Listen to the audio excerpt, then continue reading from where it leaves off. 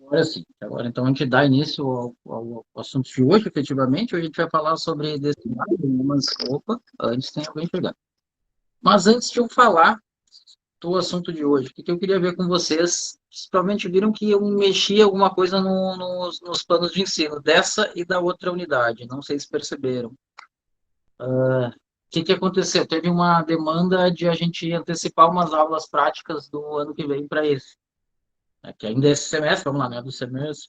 Na realidade é o seguinte, é do semestre que vem, né, para eles. Por quê? Porque eu vou me afastar, eu não vou estar aí ano que vem, e acharam que era melhor que eu tivesse algumas práticas com vocês. Eu particularmente gostei do presente, né? Não contava com isso. Se tivesse sabido antes, é claro, eu tinha planejado para isso aí ter sido aquelas aulas de 6 horas, e aí a gente podia ficar em 4 presenciais, ou 2 presenciais e 4 à distância, mas não foi uma demanda de agora, tá? Fiquei sabendo extraoficialmente semana passada e já trabalhei para isso, então já está tudo assentado, oficializado, e as aulas já estão marcadas, tá? E entregues, ou seja, vai ter. Hoje de manhã eu estava lá para fazer isso, inclusive. Então, vocês vão ver lá que vocês vão ter basicamente 3 tipos de aula, né? Nessa unidade, por exemplo, vocês quase não vão ter agora nenhuma assíncrona. Mas introdução ao sommelier, vocês vão ter aulas síncronas e presenciais. Cuidem do lado do tópico da aula, está explicando o que é cada uma, tá? Só para vocês não se perderem. Quando elas forem presenciais, todas elas, tá? Toda ela no campus. Em vez de a gente fazer como a gente faz aqui, a gente vai lá, conversa lá e faz as práticas de análise sensorial, tá? Dei uma olhadinha nisso, esse programa, para não se pegar de surpresa aí. Mas eu particularmente acho que vocês vão gostar dessa notícia. Ela me pegou de surpresa, mas não foi ruim, tá? E deixa eu só localizar o assunto de hoje. Aqui estamos, tá? Querem.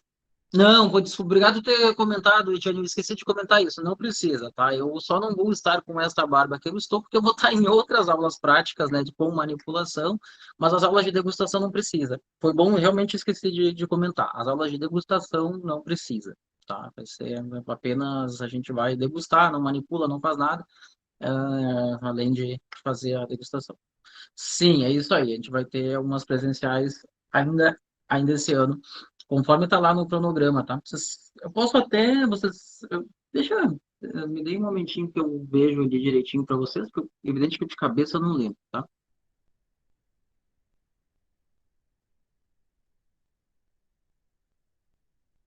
Acho que vale a gente perder uns minutinhos para não dar confusão. Aí já fica gravado. A Giovana sabe melhor do que eu. Eu tô muito feliz que algumas pessoas estejam mais à frente do que eu, mas eu realmente, né? Cada semana eu olho a minha agenda ali no domingo, alguma coisa assim, tá? O que vai ter essa semana? Porque de cabeça eu não lembro mesmo.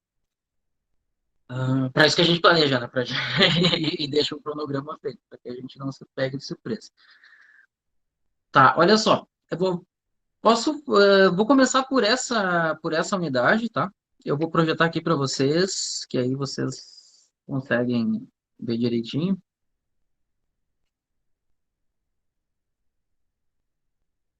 Ah, peraí, deixa aqui.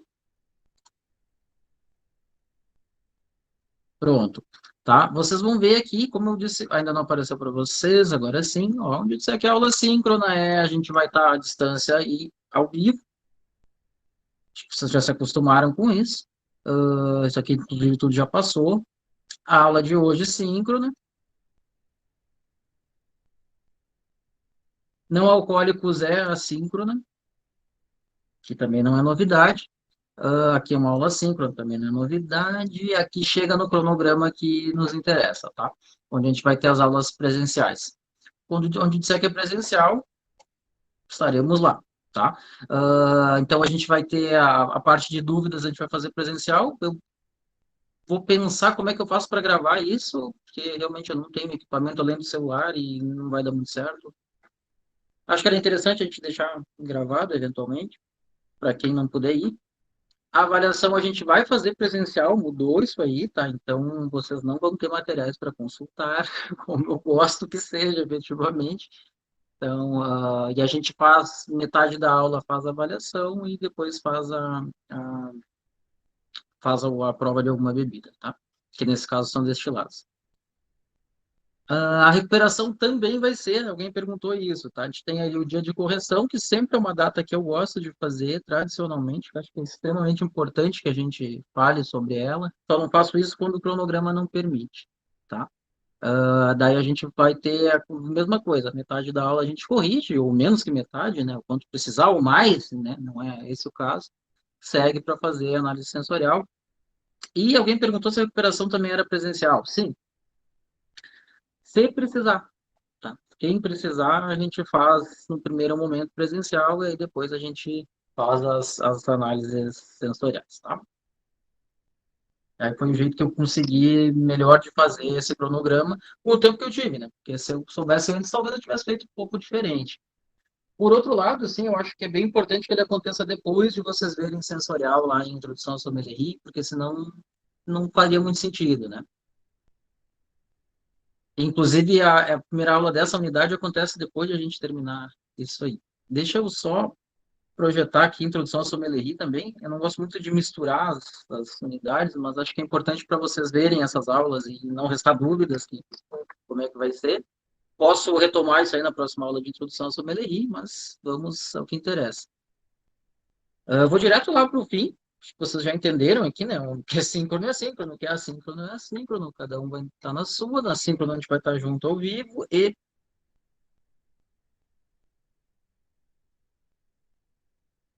eu acho que é na próxima já que começa. Não, aqui ainda está na. Aqui, ó. No dia 23, a gente começa com uma aula presencial, tá? A gente vai fazer. E essa aula tem condições de ser bem longa a conversa, tá? Porque como a gente acabou. Vocês acabaram não acompanhando os vídeos do primeiro bloco no tempo ideal, provavelmente vocês tenham dúvidas sobre eles. Enfim, a gente tem que usar esse espaço para isso, tá? Mas aí, provavelmente, a gente consiga ali em 1h30 deixar para sensorial. Vamos ver como é que for andando, tá?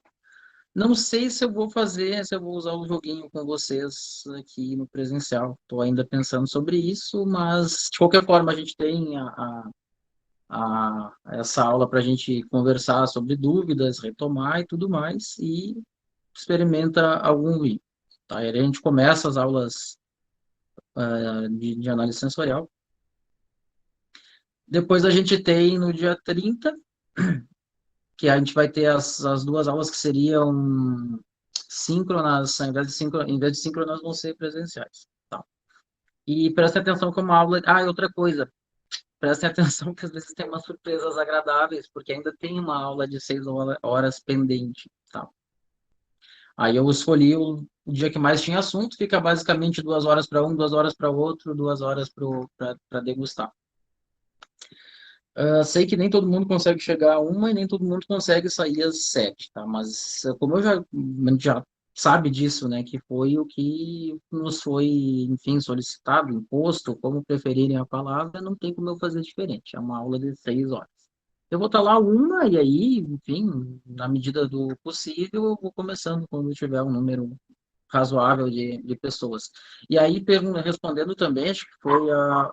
Nossa, eu acho que foi a Aurélia que perguntou quando não tiver nenhuma modificação de horário, 14 às 18. Quando tiver, tipo, essa eu acho que é a única aula que vocês têm, tá? Que tá com horário diferente, porque é 6 horas, no dia 30 de novembro, da 1 às 7. Deve ser, assim, muito gostoso, tá? Mas se vocês estiverem muito desagradados, vocês lembrem que o pessoal da manhã vai ter aula que começa às 7 e acaba 1 da tarde. Eu acho que é um pouquinho pior. E eu já estou sofrendo de antemão, assim, que na outra semana eu já tenho uma dessas. Eles têm duas só. E aí regulariza essa coisa de aula condensada por causa de antecipação de término do semestre. E tentando não ocupar muito mais a aula aqui. Depois o serviço vai ser presencial, tinha os vídeos bonitinhos e tudo mais, mas não tem problema, a gente faz lá, né? Quem sabe faz ao vivo, já diria aí um filósofo moderno brasileiro. E, e a gente degusta alguma coisa depois. essa aula permanece sendo assíncrona, até porque ela é no sábado, se eu não estou enganado, eu fechei tudo para deixar, senão eu até poderia ter sido presencial, mas ela é no sábado. Já te digo se ela é no sábado. Sim, ela é no sábado, tanto que a próxima aula é 14, é 11, 12, 13, 14, isso aí. Depois a gente tem mais um bloco para tirar dúvidas. O final de todos, a avaliação também vai ser presencial, é uma coisa aqui no anterior. E aí temos uma interrupção e passamos a ter apenas as aulas à distância síncronas no semestre que vem, tá? Continuidade desse semestre, no ano que vem, continuidade desse semestre. Dessa forma, aí eu antecipei as práticas possíveis e usei um tempo adequado para a gente poder falar sobre as apresentações de vocês, tá? Então, o ano que vem não tem aulas síncronas, desculpa, aulas presenciais, esse ano tem, e, e assim tá combinado, tá?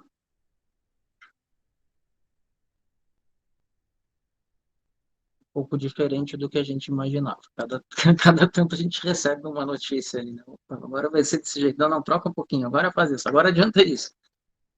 Mas menos mal que deu tudo certo. Eu sempre que tenho essas trocas, eu morro de medo de que alguma coisa dê errada, porque a gente tem que mexer em calendário, tem que descobrir que não tem laboratório, tem que descobrir, e aparentemente tudo funcionou bem. Eu não sei, é só eu que estou me enxergando no computador embaçado.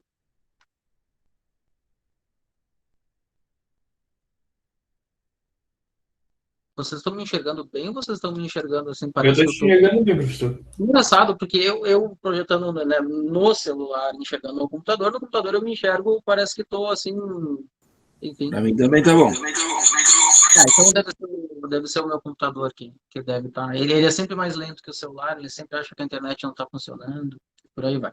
Bom, mas menos mal que vocês estão enxergando. Podemos seguir, gente, dados aí os assuntos, a atualização dos assuntos Por mim, pode das continuar. dissertações. Então tá. Uh,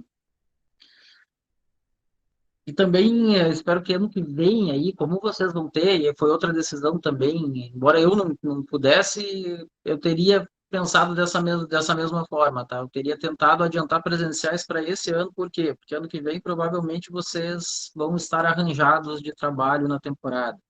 E tá 31 de janeiro presencial vai ser uma coisa complicada, né?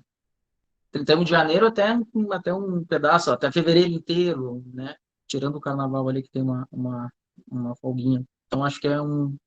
E eu acho que eu comentei isso com vocês já, né? São conjecturas minhas para o futuro normal. Ter o início das aulas com atividade não presencial para que vocês ocupar aqueles 20% que pode, para que vocês consigam fazer isso. Porque todo ano, quando começa o curso no começo do ano, as pessoas estão trabalhando e estão se quebrando para conseguir tá assistindo aula. Diga, Dirceu. Perdão. Tranquilo, acho que eu bati sem querer na mãozinha. Tá, não tem problema. Eu prefiro quando eu faço isso do que quando eu saio sem querer. Volta e meia, olha o vermelhinho no celular, que é diferente de ficar no computador. O vermelhinho não é para sair, não é para falar. Aí quando eu vejo, eu saio. Bom, então, vou voltar aqui a projetar o conteúdo de hoje, destilados, gente. O que vocês sabem sobre destilados? O que vocês costumam saber? Ué, não era para eu ter parado de compartilhar, gente. Desculpem. Vamos de novo.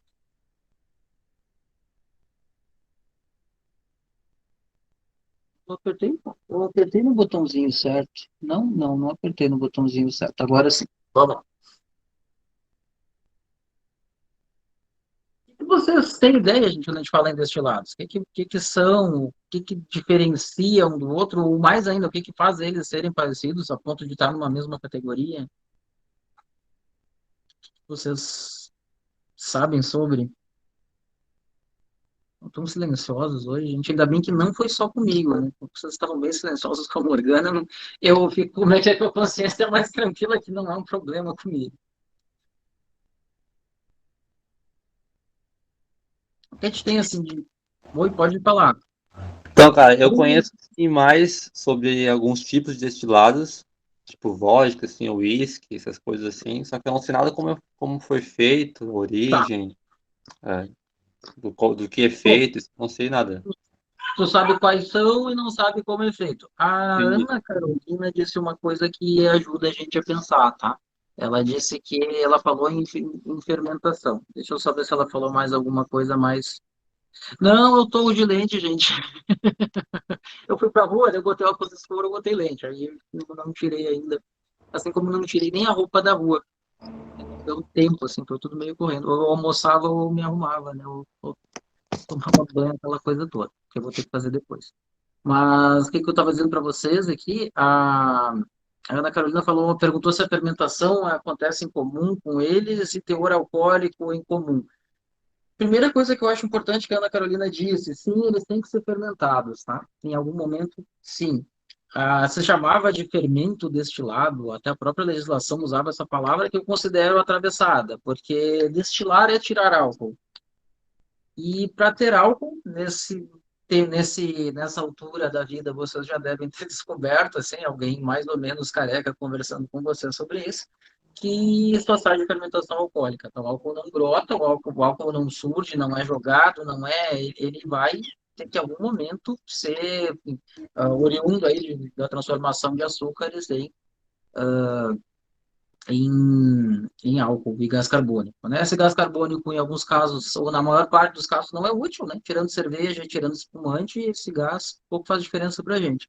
Mas esse álcool é o mesmo que abastece o carro e a forma de fazer bem igual, vamos lá, né? Senão vocês vão tomar álcool do posto e vão dizer que tá tudo certo, não tá, né? Mas o modus operandi é parecido. Vocês vão pegar a cana, no caso, fermentar e destilar. E assim é com todas as matérias-primas que a gente tem para fazer destilados, tá? Não tem como a gente fazer isso de um jeito diferente. A gente tem que ter antes um fermentado base para fazer um destilado. Tá, e quando eu tenho bebida alcoólica mista, que é assunto não desta, mas da próxima aula, mesma coisa, embora eu adicione álcool nessas bebidas, esse álcool ele não sai do além, ele em algum momento saiu de uma bebida que foi fermentada e que foi destilada. Na nossa realidade, vocês já devem saber, assim, de um jeito talvez um pouco espantoso, de que o nosso destilado base para tudo aqui é cana, né? Então, provavelmente nada que tenha que ser. Por exemplo, um uísque tem que ser feito, que vai chegar no assunto, mas um uísque tem que ser feito de algum cereal. Uma vodka não precisa ser de cereal necessariamente. E aí, provavelmente, a vodka do Bastantão, aí, a vodka da galera, é de cana.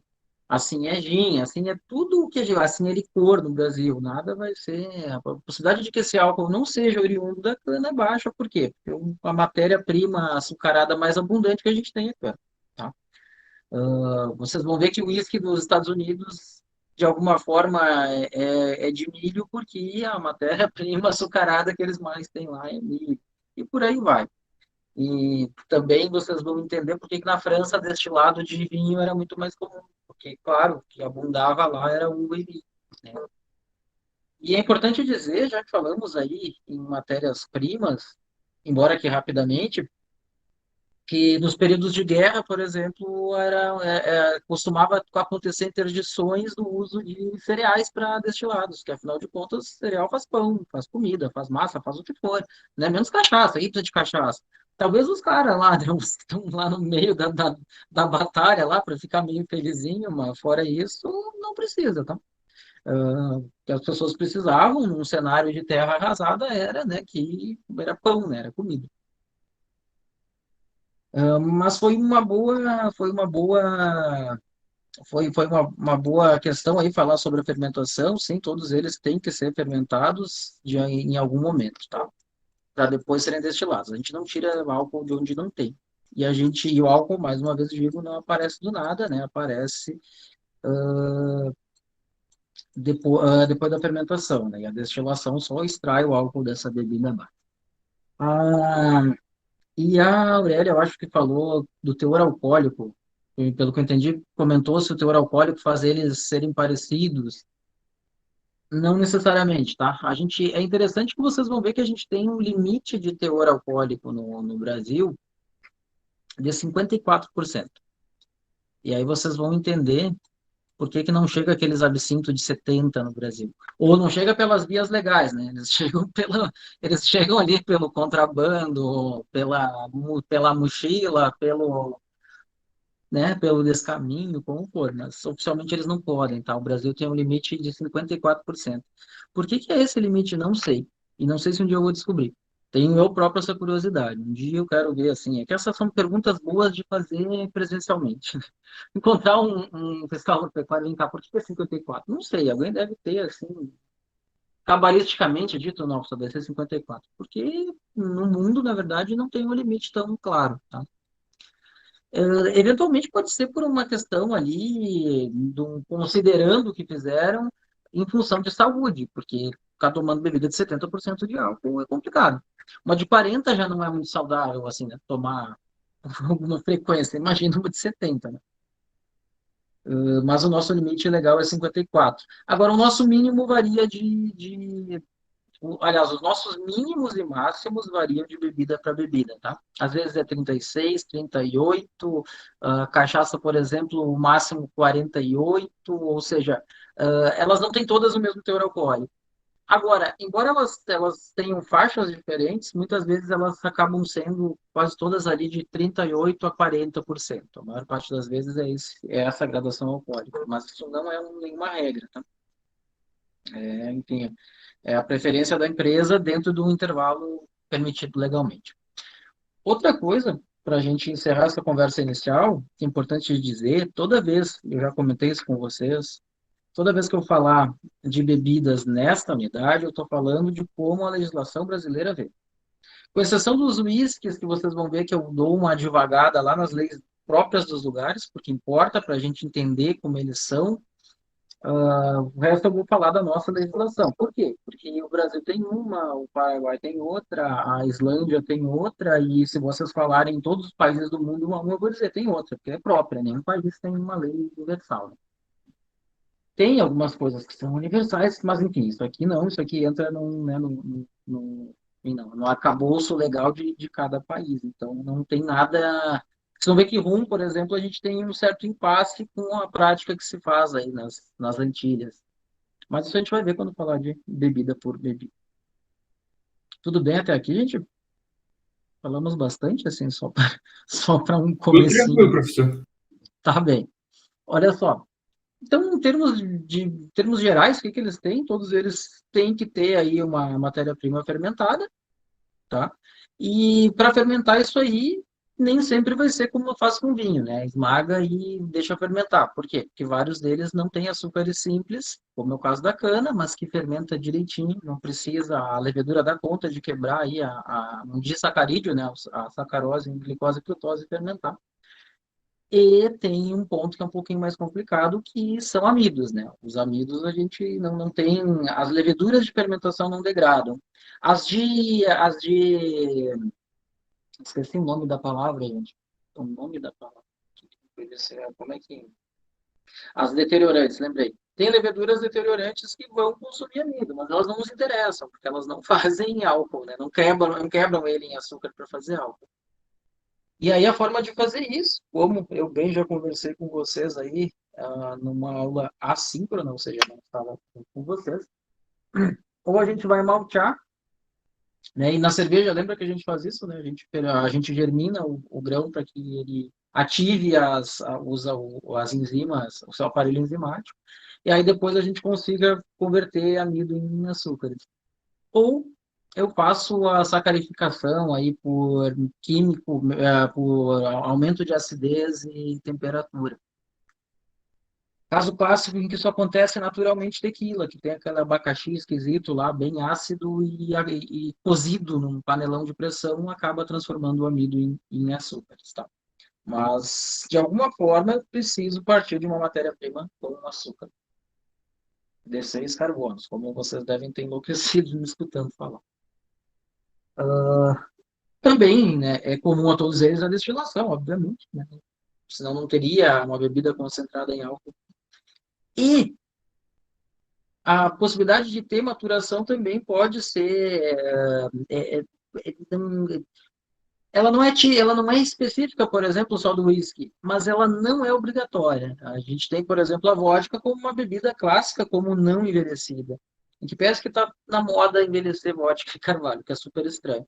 Mas, e também está na moda não envelhecer o whisky, que é também estranho. Mas as bebidas podem, todas elas podem envelhecer ou não. Isso aí faz parte da própria caracterização delas, né? Própria tipicidade delas. Em uísque, por exemplo, isso aí vocês vão ver que é mandatório, né? Que o uísque de tal lugar é claramente feito com tal madeira, por tanto tempo. E isso passa a ser muito importante para as características dele. E as coisas que diferenciam, daí eu vou voltar um slide aqui para vocês verem que a gente falava das matérias-primas como generalidade, daí a gente não espera aí. Claro, porque as matérias-primas, embora todas elas vão gerar açúcar para ser destilado, a matéria-prima de origem faz diferença, tá?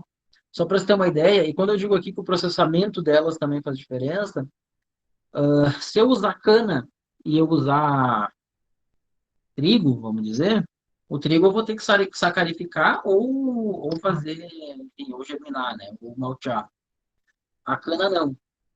Só que, claro, quando eu uso duas matérias diferentes ali, trigo e cana, é óbvio que eu vou ter grandes diferenças. Mas se eu pegar o exemplo do trigo, ou que podia ser da cevada, o que fosse, e fizesse ela sacarificada quimicamente, né, por aquecimento e acidez, e fizesse ela malteada, tem resultados diferentes, tá? A malteação dá um monte de aromas específicos.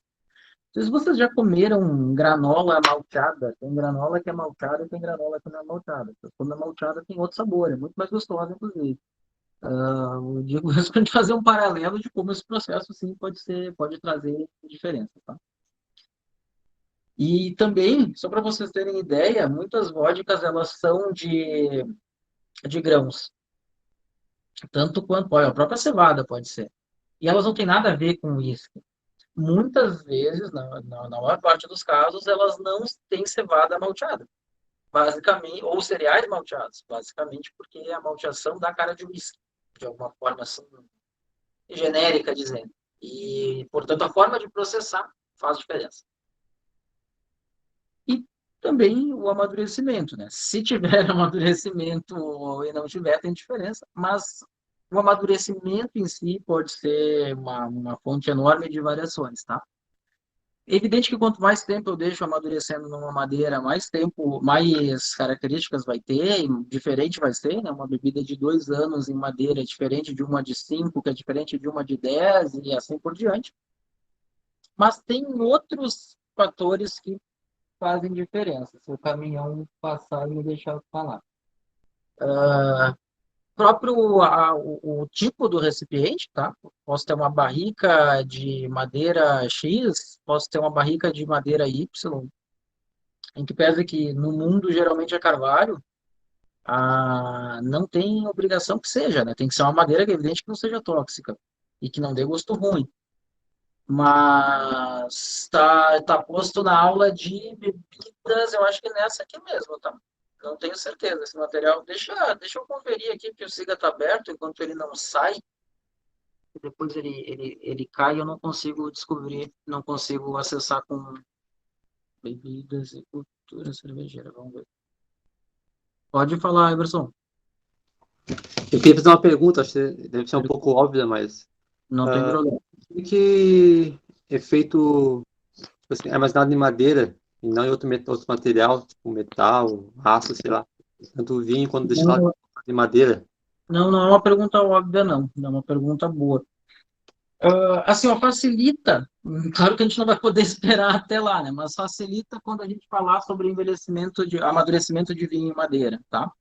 A gente tem diversas coisas que a madeira faz além de dar gosto. A mais óbvia é dar gosto, né? Gosto e cor, e não só gosto em si, né? Mas características sensoriais, aroma, sabor e cor, efetivamente. Mas tem outras questões, tá? Ela oxida vagarosamente a bebida. E eu digo vagarosamente porque se a questão fosse só oxidar, era só a gente pegar uma bombinha, um compressor de ar e ficar bombeando dentro lá, mas não é isso. Se eu fizer isso muito rápido, eu tenho criação de X compostos. Se eu fizer isso devagar, eu tenho outra criação de compostos. Eu não quero encher muito o saco aí com a questão química, em que pese que naquela aula que eu falo, por exemplo, de acidificação e de oxidação, eu comento isso. É diferente o resultado que a gente tem oxidando rápido e oxidando lento. E a madeira faz isso, tá? Oxida lentamente. Aí acaba, enfim, trazendo características diferentes, trazendo mais complexidade aromática. A madeira porosa perde álcool, tá? Se perde bastante, daqui a pouquinho a gente vai ver ali que às vezes que vai ali desde 5% até uns 30% por ano, depende, 30 é um certo exagero, mas não é impossível, é um exagero, mas não é impossível. E isso tudo vai modificando a bebida, tá? Se eu deixasse num recipiente de inox, eu não teria nenhuma modificação dela, ou teria muito menos, né? Que aí a madeira já não interagiria e o que teria de oxigênio é só o que passa pelo recipiente ali, que aí, preferencialmente a gente não quer que passe, mas a gente sabe que o negócio não é assim totalmente estanque, tá? Então, sim, isso faz toda a diferença. E não é só porque aporta gosto de madeira ou características da madeira, mas tem algumas questões químicas que acabam modificando. No vinho isso é até mais importante, tá? Porque tem uma interação ali entre compostos de cor e de adstringência ali, taninos, que traz mais cor, faz o vinho ficar mais redondinho e tudo mais. O vinho é até mais importante. Embora os tempos sejam bem menores, né? Uma bebida, até porque um destilado é um destilado e um fermentado é um fermentado. Mas no vinho a gente está falando aí de talvez um ano em madeira, enquanto a gente está falando num destilado de 2, 3, 5, 10, 15 e por aí vai. Só respondendo, está na aula de 27/10, na verdade, não está na aula de hoje. Eu botei na aula de 27/10, tá? Foi adicionado e vocês foram avisados, eu acho que adicionou. Toda vez que adiciona o material, ele manda um e-mail para vocês. Que não esses materiais iniciais, né? Toda vez que eu adiciono, ele pergunta se eu quero pedir para avisar e eu aviso que é importante que vocês descubram que tem, né?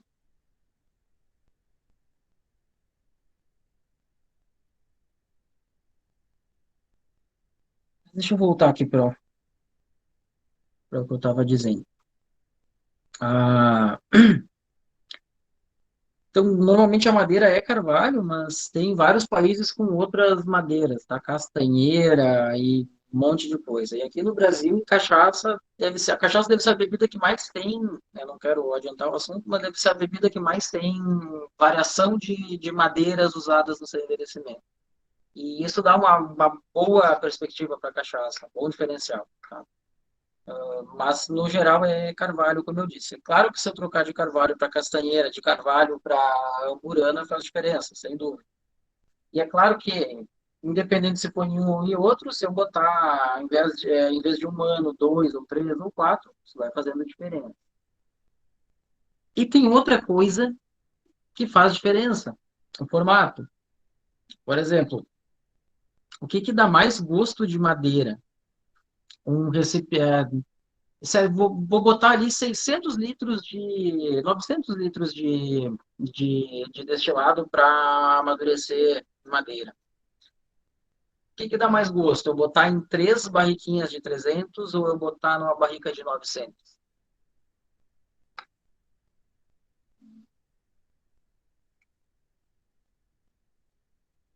E aí a professora ou o professor dizia para vocês que vocês vão, né, um dia vocês vão precisar, que mentira.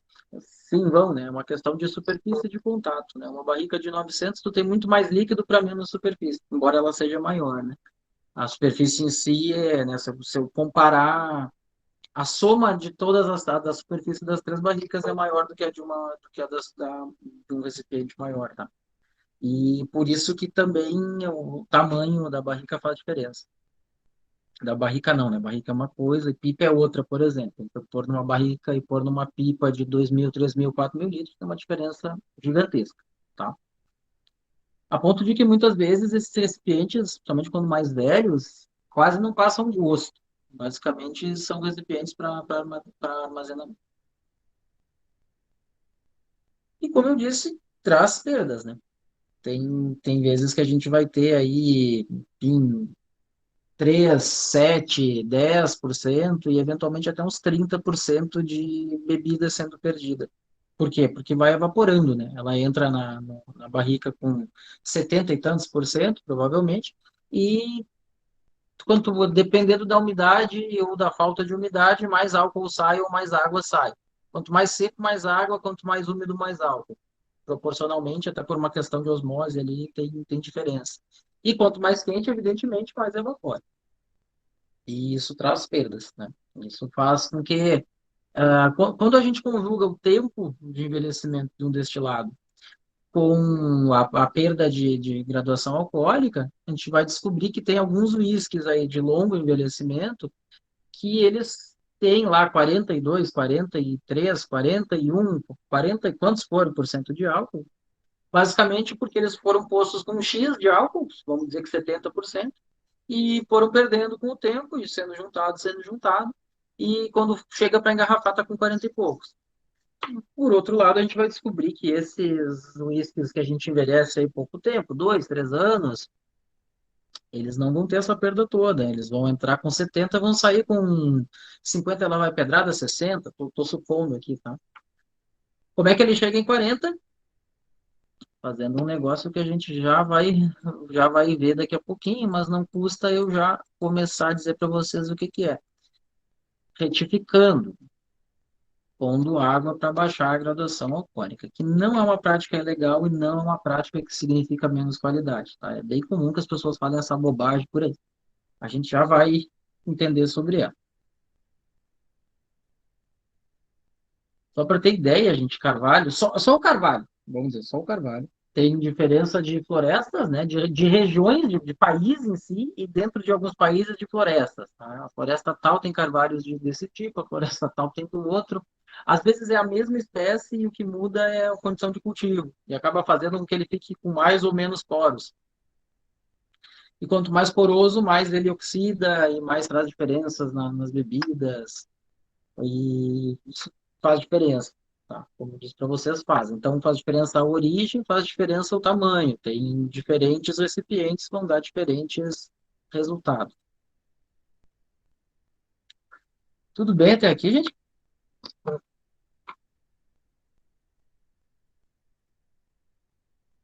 Tudo certo. Tá. Só para confirmar, a gente continua até o fim e sai ali umas 5h30 ou a gente para antes?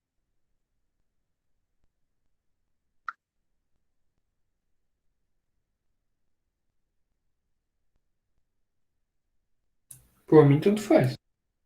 Então tá, então eu vou seguir. Eu vou ter que parar em algum momento para pegar água, porque eu acabei esquecendo. Como eu não estava eu falando, eu esqueci de pegar água.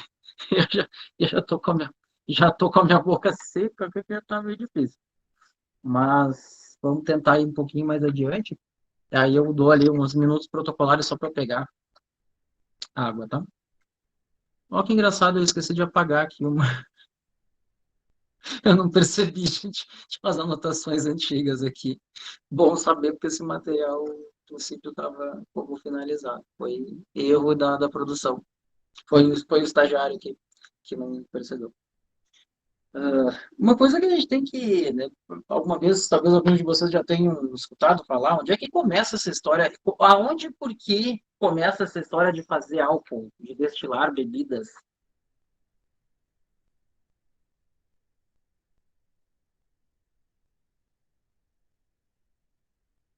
Alguma ideia? Porque era ilegal? Não, não, na verdade nem tinha lei na época, eu acho. Ou eram as leis aquelas olho por olho, dente por dente. Aliás, você sabe que o Código de Hammurabi, se não estou enganado, dizia que quem fizesse cerveja ruim morria. Morria, não morria, né, do natural, era morto. Vocês têm algumas sugestões boas aí, se era para conservar o suco, se era para conservar a bebida. Para conservar o suco não, né, porque já fermentou. E uma das grandes motivos de fazer bebidas fermentadas e alimentos fermentados era conservar a comida. Não como elas eram, vamos lá, porque um suco de uva fermentado não tem nada a ver, né? Vamos lá, um vinho não tem nada a ver com suco de uva, mas durava, né? Mas durava. E vamos entender também que eles não entendiam bem, lá no princípio, se a criança podia beber álcool ou não, né? Sabe? A medicina evolui a passos não tão rápidos. Que hoje a gente aqui vai no médico, o cara em 5 segundos descobre que tu tem. Isso foi um processo de muito tempo. Se hoje a gente faz vacina em 1 ano, é porque a gente já levou décadas para fazer. Então, só para contextualizar aí, que talvez não tivesse muita diferença para eles, se aquilo era suco ou não era, né, do ponto de vista de saúde, né? Agora, as características sensoriais eram bem diferentes, né? Inclusive, conta-se que eles começam errando isso, né? Esquecendo um jarro de suco, um balde de frutas, aí vai lá, tá meio nojento isso aqui, né? Toma, é meio azedo mesmo. Aí toma mais um golinho, aí começa a dar uma felicidade, aquela coisa toda. E parece que o que mais chamou a atenção foi a sedução do álcool mesmo, tá? Porém, em paralelo, e aí casa com o que a gente ia falar aqui sobre a destilação, basicamente fins medicinais, né? E volto a dizer que não é exatamente medicina. Era o que tinha na época, curandeiro, qualquer coisa assim, que olhou e disse, olha, álcool, onde pega álcool, não cresce bactéria, bichinho, sei lá eu como eles chamavam na época. Olha, quando a pessoa não está muito bem ali, a gente dá uns 2 copos daquele negócio lá, assim, meio azedo, e ela fica melhor ali, ela esquece que está com dor de cabeça, esquece a dor nas costas, e eles começam a perceber que esse negócio talvez fosse importante, e aí eles começam, os árabes, tá? Lembra que isso aqui é muita coisa de árabe, né? Alhambra, aquela coisa toda, não sei das quantas, Alcorão, alambique também tinha a ver com o espírito da bebida, não é por nada que até hoje spirit o mesmo espírito em italiano, é uma das palavras que eles usam para falar em destilados. Em português, não é muito no nosso, mas no de Portugal se fala em bebidas espirituosas, não são bebidas assim, né? Como é que eu vou dizer, sentimentais ali, não são bebidas alcoólicas, tá? Ou licores. Em alguns lugares da América Latina que eles usam licores indistintamente, como não como a licor, a bebida que a gente é acostumado, mas como bebidas alcoólicas, incluindo cerveja e fermentados. Mas, enfim, por aí começa a ideia de destilar, né? Não começa exatamente com vamos fazer vinho, vamos fazer whisky, vamos fazer uma bebida para tomar. E outra coisa que também acontece, se vocês verem lá no brand, era parecido isso, tá? Eles olham e o que eu faço com esse vinho que vai estragar? Deixa ele forte, destila, mas eu não destilava vinho, né? Destilava brand, né? Destilava conhaque, não destilava bem vinho. Não tem como destilar vinho. Tem como concentrar? Até teria, concentrar a vácuo, mas é só que eu estou falando de coisa dos anos do século 20, 21, não coisas do século 15, sei lá eu qual que é, tá? Mas basicamente eles o que fazem? Separam por diferença de grau de ebulição, né? O que evapora antes tem mais álcool, separa, o que evapora depois tem mais água, separa. E assim vai chegando no destilado que se quer, tá? Mas o que eu queria falar nesse momento não é isso. Tem um momento para falar sobre as frações destiladas. O momento de eu falar agora era sobre como começa nesse método discontínuo, tá? No tal do alambique. Não sei se vocês conseguem olhar para esse negócio que parece uma cebola com pescoço aqui, e vocês conseguem entender o que acontece nele, assim? O que está desenhadinho aqui também. Do negócio grande, redondo, que parece uma cebola, vai fazendo o percurso até chegar no barril? Vai fazendo, desculpa? O percurso para chegar até o barril? Então, por que ele chama de descontínuo? Porque eu vou pegar a caldeira desse destilador, que é essa parte gorda, e vou pôr lá, vamos supor que isso aqui seja de 1.000 litros. Vou encher de 1.000 litros da bebida que eu vou destilar. Acendo o fogo, faço a destilação e sobrou um restinho que vai fora. E não vai sobrar, enfim, que não vai servir para nada industrialmente. Aí faço o quê? Esvazio e encho de novo. E isso não é um processo contínuo, não estou destilando e ao mesmo tempo adicionando mais bebida base, né? Então, por isso ele é um método descontínuo. E a maior parte das bebidas artesanais são feitas assim, tá? Só que parece que você, embora, por exemplo, o uísque tenha que ser feito assim. E imagina o quanto uísque se produz para esse mundo que bebe feito um louco uísque. É claro que dá trabalho, são destiladores enormes e tem que ter ali uma equipe grande de pessoas ou uma automatização muito grande para fazer esse processo andar mais rápido. Só que tu imagina, o uísque tem valor agregado, tá? Caninha 51 tem? Como é que faz esse negócio? Imagina só se toda vez aí faz o peão lá, encher o negócio, separa o álcool, tira lá, bota. Não é viável. Aí, mais uma vez, né? Isso aí não eram os árabes lá em sei lá eu quando, isso aqui é o ser humano lá no século XIX já, usando da sua engenhosidade para fazer um destilador contínuo. Vocês estão vendo que esse negócio tem um aspecto de coluna? Por isso que ele chama destilador de coluna, tá? Esse aqui, se eu não estou enganado, é o da Absolute. Posso estar errado, tá? Mas acho que é o da Absolute esse aqui. Isso aqui, na verdade, é o mesmo equipamento em proporções menores que é utilizado aí para fazer álcool combustível, álcool de limpeza e por aí vai, tá? E no que ele se baseia? Em separar a mesma coisa que aquele lá, mas isso de um modo automático. De recebendo destilados por aqui, desculpa, recebendo a bebida base por aqui, ir sendo destilado à medida que vai sendo aquecido, e que vai só subindo, cada vez que a gente tem aqui um pratinho desses, de um modo exagerado, estou falando isso, ou de um modo simplificado, se não é tão volátil quanto a substância que eu quero, bate aqui e volta. Tá? Aí passa para o outro, bate aqui e volta, e basicamente só vai álcool lá para cima. Quanto que eu sou tão seletivo com isso depende do meu próprio ajuste ali do equipamento. Mas em uma mesma operação, eu vou recebendo bebida, vou destilando, vou descartando e vou recebendo de novo, tá? De novo não, tudo junto, não tem, deixa eu só achar aqui onde é que tá, aqui, ó. Vai entrando aqui, vai destilando, o que não é destilado vai saindo e vai descartando. Esse equipamento não para, a menos que eu queira parar o processo, mas ele não tem interrupção, por isso é um destilador contínuo.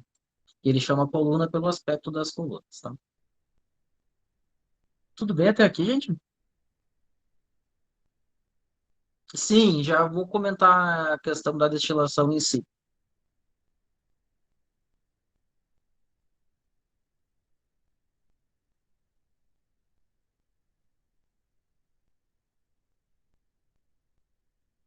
Aí é que vem a questão. Tá, mas vem cá. Qualquer, tanto neste quanto neste, eu vou pôr bebida, vou aquecer. Nesse aqui eu vou ter que fazer esse processo várias vezes. No contínuo, não. A bebida vai se aquecer, vai desprender o vapor da substância que eu quero, eu vou separar de algum jeito ou de outro. Mas no que se baseia essa separação? Eu vou fazer assim um indicador mais ou menos, tá? Só para ter uma ideia, porque nem sei se eu estou inventando a cabeça agora, tá? Mas funciona mais ou menos assim. A gente tem bastante água no destilado, né? No fermentado base. A água evapora a que temperatura?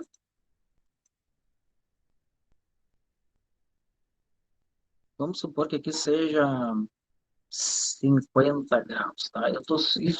Isso é apenas uma suposição minha, tá? Isso, a água evapora lá em 100. Vamos pôr aqui como máximo nessa escala 100 graus. A água começa a evaporar daqui para diante, tá? Que bom, porque senão... ela começa a evaporar, não. Ela evapora, como é que eu vou te dizer?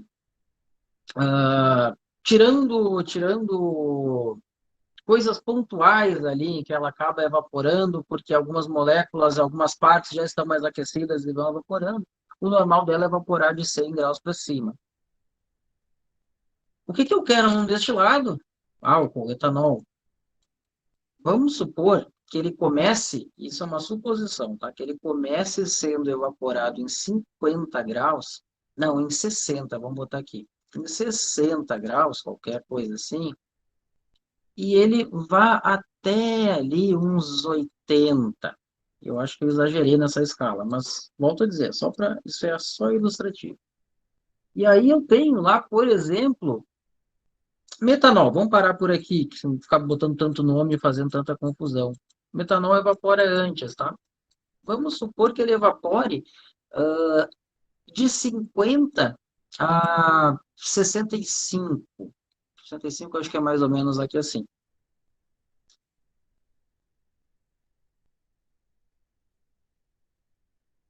Não, vou botar mais um composto qualquer aqui, peraí.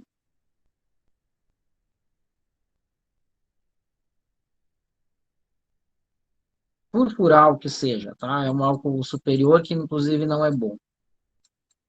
Não, não se prendam muito nos nomes, nem nas temperaturas que elas estão inventando a cabeça, só para vocês entenderem aonde eu quero chegar. E vamos supor que o furfural comece ali nos 80, nos 70 e alguma coisinha, e vá até ali 90. Olha só, deixa eu trocar de cor aqui. Vê uma coisa, se eu só ver uma coisa, vocês enxergam azul assim. O que que eu quero num destilado? Sobretudo, mais compõe ele, inclusive.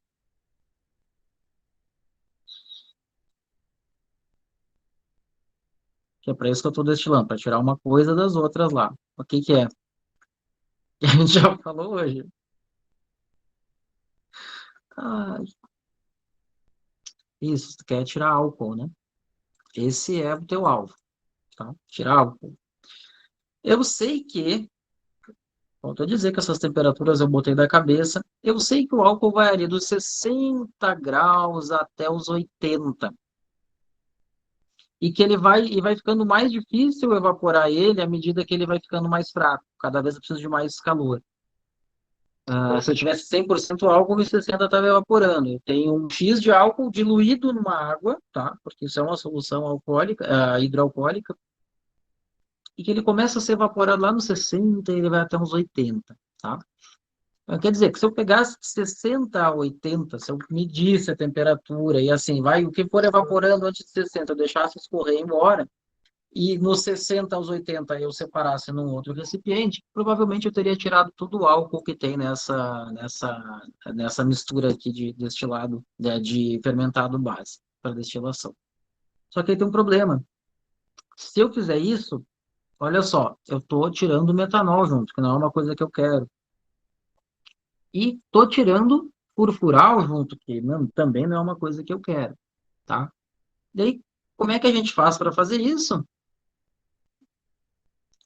Tenta perder o mínimo possível de álcool para um lado e para outro, tá? E separa o que a gente chama de cabeça e cauda, que vai para outra finalidade, do que eu chamo de coração, que é basicamente etanol, tá?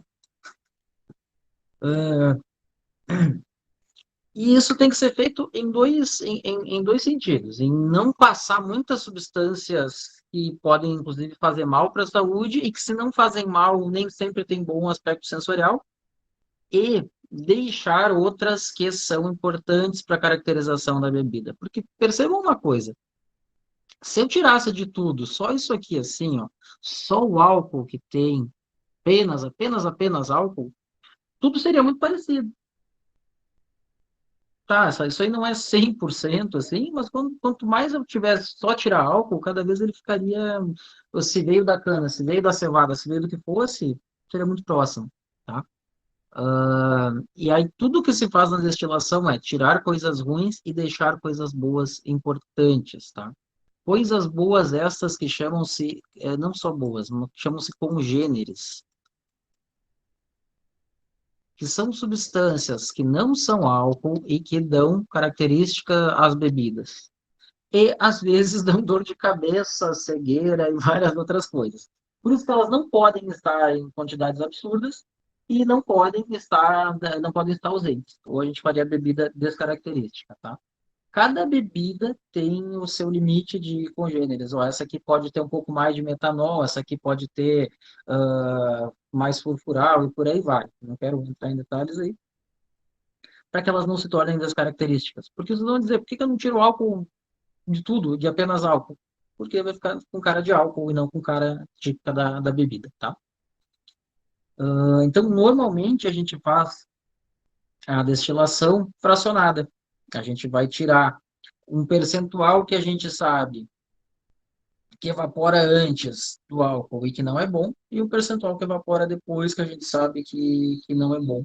E fica só com a parte do meio, tá? Quanto que tira cada parte, se vocês somarem aqui, dá, eu acho que não dá 100 ou passa de 100, porque realmente isso é muito relativo, eu não estou somando aqui, né? Não é isso que eu estou fazendo. Sim, se vocês somarem todos os mais altos aqui, daria 105%. Mas não é isso que eu estou dizendo. Estou dizendo que costuma ter uma proporção variável, que vai de tanto a tanto, normalmente. E vocês separam, e que cada mestre destilador lá tem a sua forma de conseguir perceber isso. Tá? Se guiando por temperatura, se guiando pela quantidade pelo grau alcoólico do destilado que sai, e por aí vai. E ele sabe, olha, eu preciso separar um tanto antes, um tanto depois. E se ele tiver dúvida, ele vai lá dar uma provadinha, tá? Não necessariamente na boca, mas ele cheira e diz, olha, aqui não tá legal ainda, tem que esperar um pouquinho mais. E ele vai fazendo ajuste, tá? Com o tempo isso vira quase automático, porque tu trabalha sempre com a mesma matéria-prima, sempre com o mesmo destilador, sempre do mesmo jeito, acaba já sabendo, olha, já tira tantos do começo, tantos do fim, e isso que interessa. Um ajuste muito baixo talvez tenha que ser feito aí, tá? E a gente pode fazer isso de duas formas, ou uma destilação única, tá?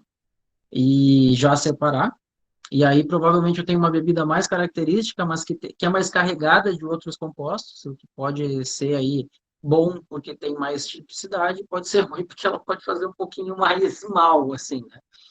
É o caso de vários destilados de fruta da Europa, sobretudo do leste europeu, tá? Fermentação, destilação única de frutas com muito metanol, como o pera, maçã, umas bebidas muito características. Ou tu pode fazer mais de uma destilação, e não é por nada que a gente vê ali que tal produto é tridestilado, é bidestilado. E a gente faz o quê? Basicamente, onde foi parar meu cursor? Não estou enxergando aqui. Basicamente, a gente faz o quê? A gente tira tudo que tiver de álcool de uma bebida. Vamos supor que eu tinha lá 100 litros de vinho a 10% de álcool. Quantos litros eu tiraria daqui se eu tirasse, opa, se eu tirasse 100% do que tem de álcool? Matemática básica, tá, gente?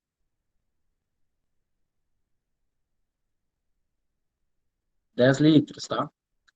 Podia ser 1.000, podia aumentar a proporção aqui, mas vamos lá. Em 100 litros eu tiraria 10 litros, tá? De um destilado que tem tudo. Tudo que tinha para evaporar ali, que não seja água pura, que água pura eu quero que fique para trás, eu tirei. Aí eu faço o quê?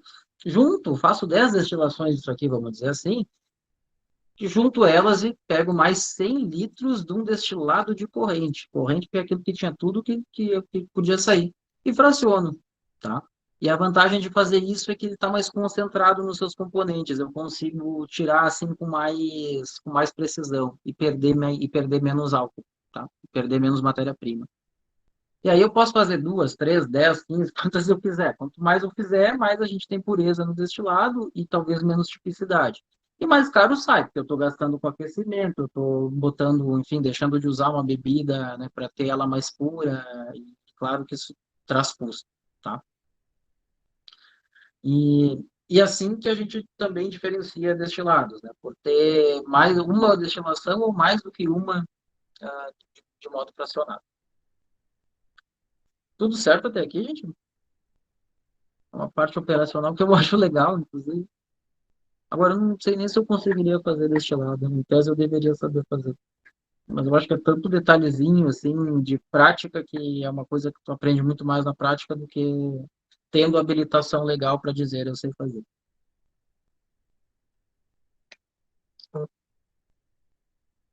Bom, então, vou continuar.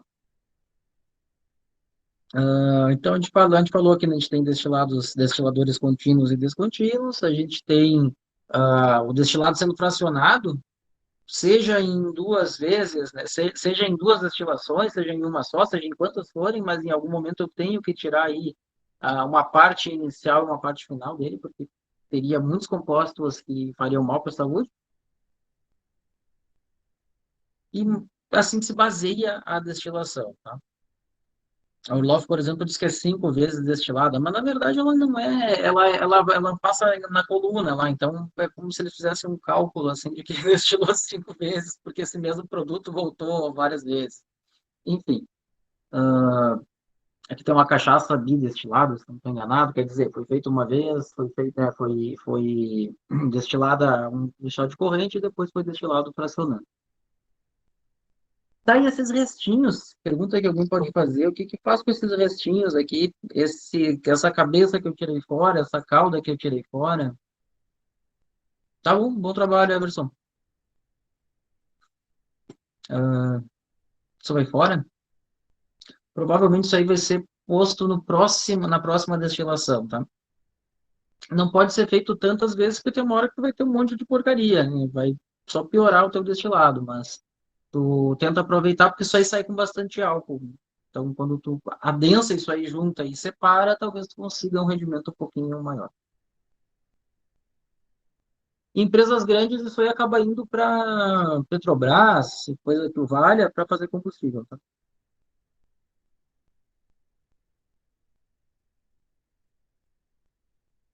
Deixa eu só fazer um cálculo rápido aqui, gente. É isso aí. Eu vou até aqui e a gente dá uma paradinha, tá? Então, voltando aqui. Aí nós temos o que o horário para ser colhado da bebida vai depender do que ficou também, tá? Também. Não, olha só, as duas perguntas. Se a qualidade da bebida depende, deixa eu só ver exatamente qual que era a pergunta para eu não falo, deduzir bobagem.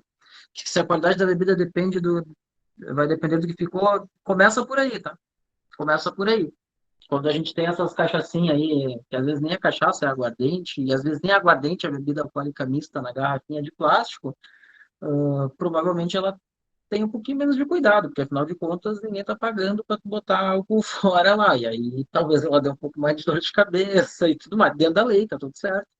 Mas se eu resolver que eu vou tolerar mais passagem de alguns compostos desagradáveis, e, enfim, até mesmo nocivos, a lei garante que ele não vai ter quantidade de te matar, fique bem claro.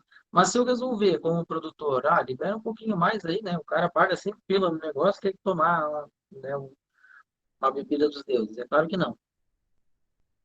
Começa por aí. Uma das possibilidades de diferenciar a qualidade é essa, tá? Só que aí tem que entender que é a primeira, né? Depois tem aí envelhecer a própria correção de grau alcoólico, envelhecimento e por aí vai. Se a destilação que faz diminuir o álcool, não. A destilação não faz diminuir o álcool, pelo contrário, ela até aumenta, tá? Ela aumenta. Tu vai ter a partir de um vinho de 10%, vamos pegar aquele exemplo. O teu destilado vai ter ali 60 e pouco, 70% de álcool, tá? Ela aumenta a graduação porque você está tirando álcool puramente ali. Puramente não, se fosse puro ele seria 100%, né? Mas vai estar ali, tá? A graduação dele seria em 90 e poucos por cento. Tu está tentando extrair o máximo de álcool, tirando o mínimo de água. E isso aí costuma ser ali uns 70%. Um destilado que sai a 70% de álcool. Mais ou menos isso, 60 e poucos. Tá? Então a destilação não faz diminuir o álcool. O que faz diminuir o álcool é ou o envelhecimento ou a retificação. Porque ou esse álcool evaporou quando a bebida estava envelhecendo, ou ela não envelhece tanto, ou não envelhece em madeira, ou sequer envelhece, e para baixar ele eu tenho que pôr água. Não há outro jeito de fazer isso.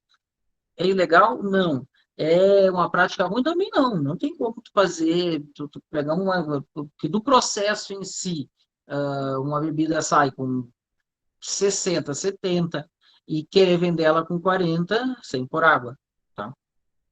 E a forma de fazer isso é pondo água. E não tem nada de errado nisso. E é comum ver as pessoas falarem alguma bobagem, né? Tipo, aquela ali, essa cachaça, em vez de ser destilada, em vez de sair com a graduação X, ela tem que pôr água, ela é pior. Não é pior. Não é pior, tá? Isso não é balizamento para dizer o quanto ela é boa, o quanto ela é ruim. E vou te dizer assim que para tu deixar ela mais fraquinha de saída do alambique, provavelmente tu tem que deixar passar mais coisa de calda, que daí mais água vai vindo também, né? E isso não é garantia de qualidade, não tem nada a ver. Tá? Por água não faz mal. E vamos lembrar que essa mesma cachaça aí que tu destilou e vai vender ela branca, se tu vender ela do jeito que tá, nem pode ser vendida, tem mais de 54%, tu teria que pôr água. Agora, se eu envelhecer ela, talvez daqui a 3, 4 anos ou mais tempo, ela já esteja ali dentro de uma graduação possível, eu não preciso botar água. Tá? Então, a decisão de botar água é dependendo da bebida que tu tem. Tá? Mas não tem nada de errado com isso. Eu faço questão de falar sobre isso porque as pessoas têm um hábito ridículo de dizer isso, assim, tá vendo? Oh, essa cachaça é melhor que o cara destilou. Não, a destilação é um processo, a retificação é outro. Pelo contrário, na destilação, eu quero que ele seja preciso em tirar álcool sem tirar coisas ruins e tirando algumas coisas boas em quantidades que não são nocivas. Tá? Agora, a padronização de quanto essa bebida vai ter é um passo posterior, que vai acontecer por envelhecimento e ou por adição de água, pela retificação. Uh, tudo bem até aqui? Tudo tranquilo. Tá. Eu tenho que fazer uma pergunta para vocês. Deixa eu sair desse aqui para vocês dar uma olhada. A água importa?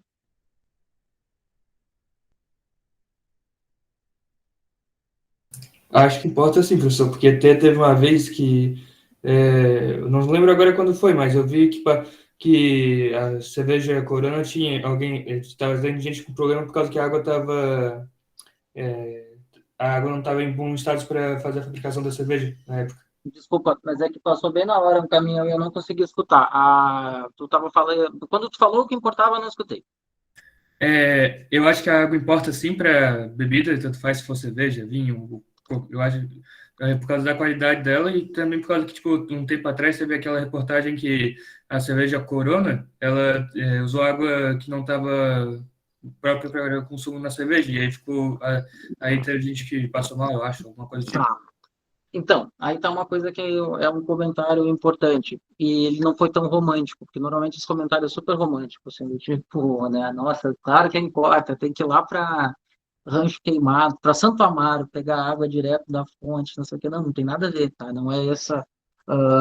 Igualzinho para cerveja, e eu acabei não me descuidando e não falando sobre isso como eu deveria ter dito, tá? Não é de onde a água que vem que faz diferença, mas o que ela tem. Tá, primeira coisa, padrão de potabilidade, né? Não posso fazer água. Pro destilado até talvez não teria problema pela graduação alcoólica, mas não posso usar ali com uma cerveja, por exemplo, uma água que não seja potável, né? Inclusive, eu não sabia disso da Corona, mas é um tremendo descuido, porque isso é ridículo de controlar. É só ter um filtro bom e, eventualmente, ir lá, né, de tanto em tanto, tirar algumas amostras e perceber se o filtro está funcionando bem. Tem nada de muito errado nisso. Mas o que eu acho que a gente tem que tirar da cabeça, seja para destilado, seja para cerveja, que a água tem que vir do lugar ungido lá. Não, não tem. Não tem. O que acontece é que quando não tinha tecnologia, o lugar ungido é que tinha a melhor água, ponto. Né? Então não tinha que subir a montanha, tinha que por não sei o quê, tinha que, sei lá, fazer qualquer milagre para achar água boa. Mas hoje o que importa é que a água tenha um padrão de potabilidade, né? E que tenha o X de sais que a bebida quer, ou que não quer. O que não tem é o que não quer. Tá? Em destilados, por exemplo, água dura, né? Água com muitos minerais, deixa esbranquiçado e dá gosto ruim.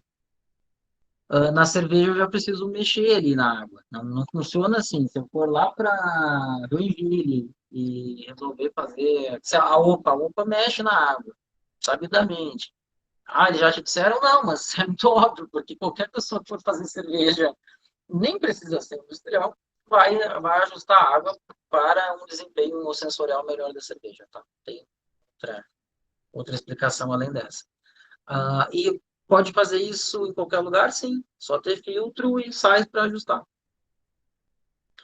Tá, então quer dizer que se eu fizer a cerveja em Petrolina e se eu fizer a cerveja... A Petrolina tem o Rio, deixa eu tirar... Sei lá eu, Maranguape, terra do Raimundo Nonato, e fizer aqui em Rancho Queimado, posso fazer a mesma? Pode fazer a mesma coisa. A diferença é que lá em Maranguape, provavelmente tu tem muito mais sais pela condição geológica de lá do que aqui.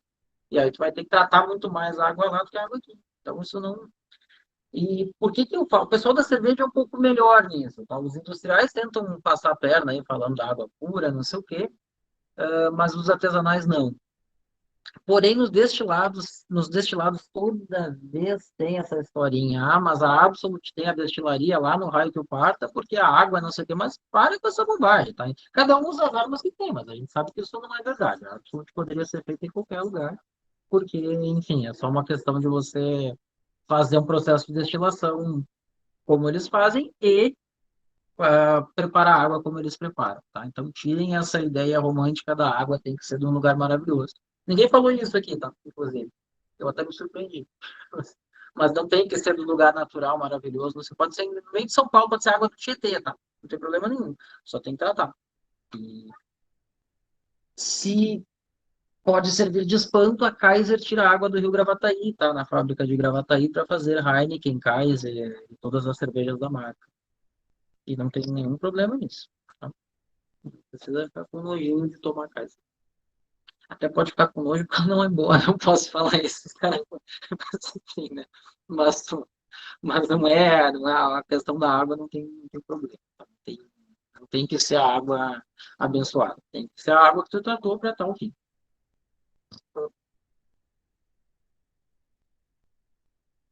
E se encaminhando para dar um tempo, até porque eu preciso pegar uma água, porque eu já estou assim falando no seco aqui. Outras coisas que a gente tem que saber que é permitido o uso de corante caramelo, com exceção de um ou dois destilados, ou claramente de um, da Genebra. A Genebra diz não pode usar destilado. Destilados envelhecidos, no caso, se eu pegar um destilado branco e botar corante caramelo, ele escurece. E isso, inclusive, é uma forma de dar uma enganada de que ele é mais envelhecido. Mas ele é usado como corante e ele é usado exatamente para corrigir cor, não para criar cor. Então, em bebidas que envelhecem, ele é um aditivo permitido e ele não vem para adoçar, tá? Até porque ele é feito industrialmente e ele não tem necessariamente uma adição, não é um açúcar queimado como a gente faz numa panela, tá? Ele tem alguns processos, uma forma de fazer e ele serve basicamente para dar cor, tá? Porém, quando a gente usa doses maiores, ele tende a dar um docinho, porque, afinal de contas, é algo como um açúcar caramelizado, de um jeito ou de outro. Só que eu já disse para vocês, né, tais os congêneres que eu comentei, que eles variam de bebida para bebida. Tem as bebidas, por exemplo, grappa, que é uma coisa que tem muito congênero, tanto que tem aquele cheiro forte e que dá aquele calorão na gente, basicamente por isso. Eu tenho um limite mais largo, vamos dizer assim. Uma vodka ela tem bem menos, porque é muito mais pura, que é da característica da bebida. Nenhuma delas está para fazer mal, mas tem diferença porque diferentes bebidas precisam de diferentes características, tá? E aí a gente tem, esses limites são fixados pelo Ministério da Agricultura, tá? É o que a gente chama de padrão de identidade e qualidade. E por fim, isso aqui lá em eu não vou estar aqui, né? Mas enfim, no semestre que vem, quando vocês verem coquetelaria, talvez vocês vão comentar de novo sobre isso. Forma correta de expressar graduação alcoólica de bebidas, porcento e volume por volume. Por que volume por volume? Porque é tantos por cento de álcool, tem volume, por exemplo, uma bebida de 10% de álcool, ela tem 10 ml de álcool em 100 de bebida, né? Ou seja, 90 ml da bebida mais 10 de álcool, vamos dizer assim. Não é 90 gramas de álcool, né? Não é massa volume, é volume volume. mas quase não se usa esse BV aqui, então provavelmente vai parar aqui no porcento, tá? Tantos por cento. Que era a mesma coisa, ou é a mesma coisa que grau Galo-Sac. Só que grau Galo-Sac é uma medida que não é oficial, não está no sistema internacional ali, tá? Então, embora queira dizer a mesma coisa, a gente não deveria usar. Vocês vão ver que as bebidas mais antigas do Brasil, ali, até o começo dos 90, aparecia grau GL. Depois disso apareceu o porcento, que foi padronizado assim. Porcento em volume por volume, ou álcool em volume apenas, é a mesma coisa que ABV, álcool por volume, só que em inglês, né? Aí é by, né, ao invés de por isso que não é APV, né? Mas ABV é bem comum que se fale aí, uma bebida, o ABV, como é que foi o ABV desse coquetel? É uma coisa, tudo igualzinho, tá? Vocês são obrigados a saber disso, pelo amor de Deus, né? Vocês precisam saber o que é ABV. O que é porcento, que é a mesma coisa que Galo Sac, o que é proof, o que é as tais das provas alcoólicas, tá? Eu até hoje nunca entendi muito bem como era o jeito arcaico em que eles usavam para fazer as provas alcoólicas, mas era mais ou menos o quanto de água, até quanto, como é que era a história?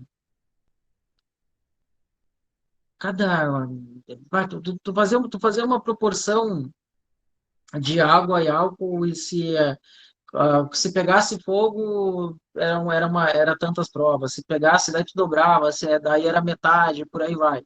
Enfim, era uma coisa meio maluca, era uma proporção que eles faziam para uma bebida de 100 provas alcoólicas, era 4 de álcool para 7 de água. 4 de álcool para 7 de água, tá certo? Ou era 7 de água, eu não sei. Enfim, em todo caso, equivalia ali a 50 e pouquinhos por cento. Hoje a gente entende que uma prova alcoólica é meio grau de álcool. Ou seja, aquela Absolute 100, que vocês já devem ter visto aí alguma vez, da garrafa azul, ela não é por nada que ela chama-se Absolute 100. É porque ela tem 100 proof. Ou seja, ela tem quanto de álcool em porcento? 50, só dividir por 2. Tá?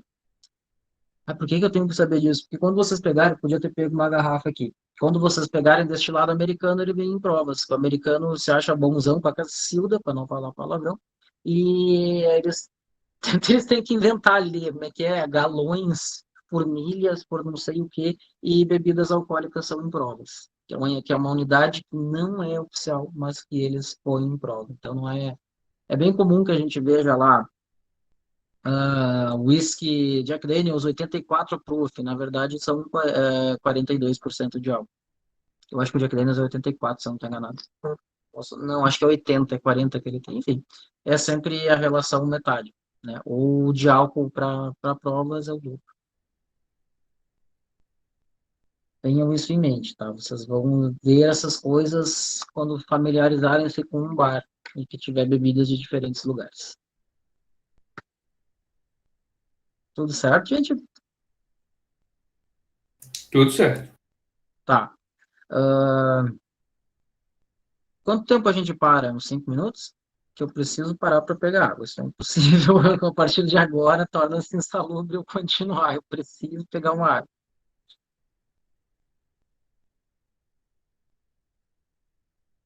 5?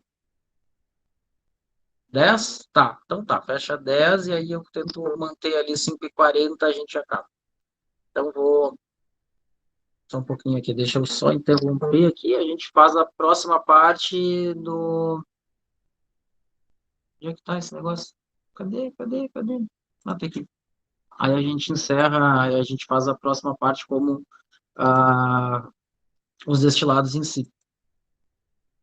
Cadê? Eu acho que não consigo enxergar aqui.